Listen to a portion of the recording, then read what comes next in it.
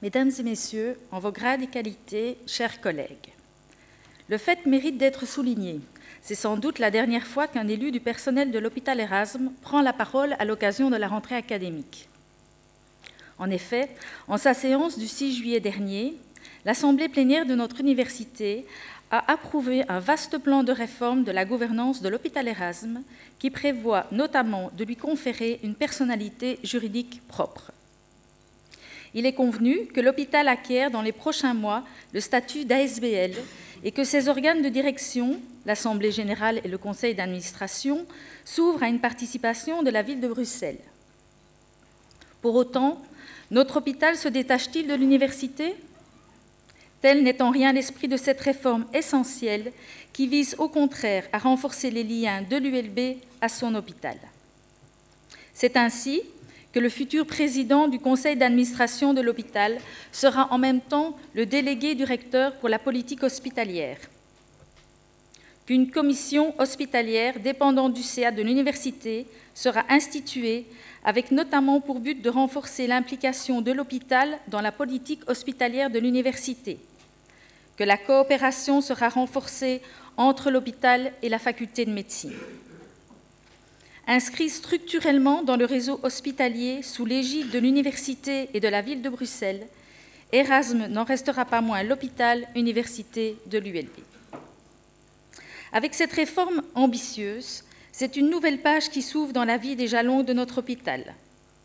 Faut-il rappeler que l'ULB a sollicité l'autorisation d'édifier un hôpital académique en juillet 1968, que la première pierre a été posée en 1971, en pleine campagne et sur un terrain marécageux, que l'hôpital a accueilli ses premiers patients en 1977.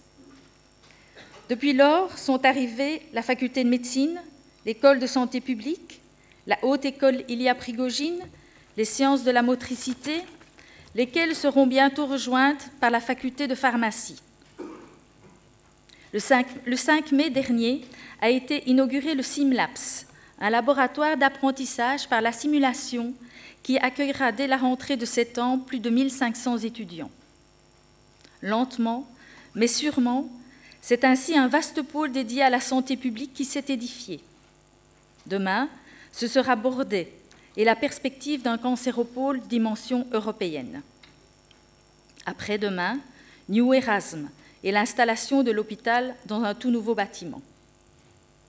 Ce mouvement de rapprochement et d'intégration sur le campus d'Anderlecht s'accompagne d'un développement important des partenariats au sein du réseau bruxellois et du réseau Énuyer. L'hôpital n'a d'autre choix que de s'ouvrir à ses partenaires pour s'adapter à l'évolution du paysage médical et hospitalier. Dans un tel contexte, il eût été impensable que l'hôpital néglige de réfléchir à sa propre gouvernance. Après des années d'austérité budgétaire, le moment était venu de repenser sa structure et son fonctionnement afin de lui permettre de mieux rencontrer les défis de la concurrence, de l'efficience, de la qualité et de l'innovation. Dans la foulée de la réforme de la gouvernance de l'université, l'hôpital s'est donc lancé dans un vaste processus d'analyse de son propre fonctionnement et de réforme de ses structures. Certaines des déficiences auxquelles l'université avait dû remédier s'observaient semblablement au niveau de l'hôpital, et par exemple, une remontée des moindres problèmes jusqu'au sommet de l'institution, un manque de gestion stratégique, un manque de clarté de la structure, un déficit de coordination, de transversalité et de mutualisation des ressources. Et enfin, un système informatique inadapté.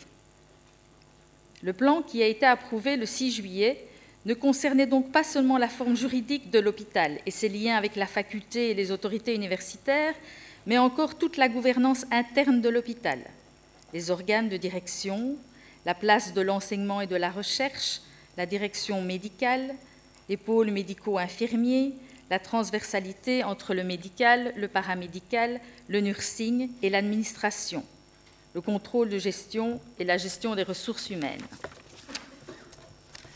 Le changement de statut de l'hôpital n'est ainsi qu'un élément dans un vaste ensemble de réformes qui ne manqueront pas d'affecter l'institution dans son ensemble.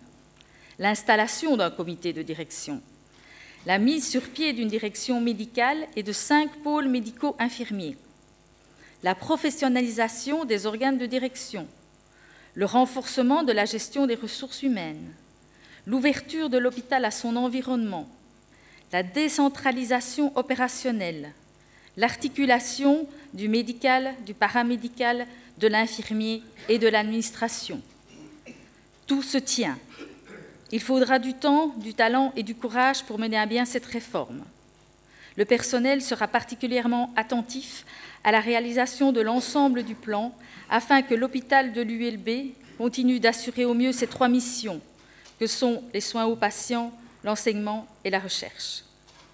Il ne manquera pas de suivre avec attention et vigilance les travaux du groupe de travail qui vient d'être créé et qui a pour mission première d'inscrire la gestion des ressources humaines dans le cadre de la nouvelle gouvernance. Je le répète, la réforme constitue un tout. Il ne saurait être question en particulier de se contenter d'adapter la structure juridique et de désigner l'un ou l'autre responsable en laissant le système en l'état. Sur les murs de notre hôpital, on trouve cette citation d'Erasme. « Quel motif l'homme a-t-il de souhaiter une longue vie, sinon de pouvoir être utile au plus grand nombre ?»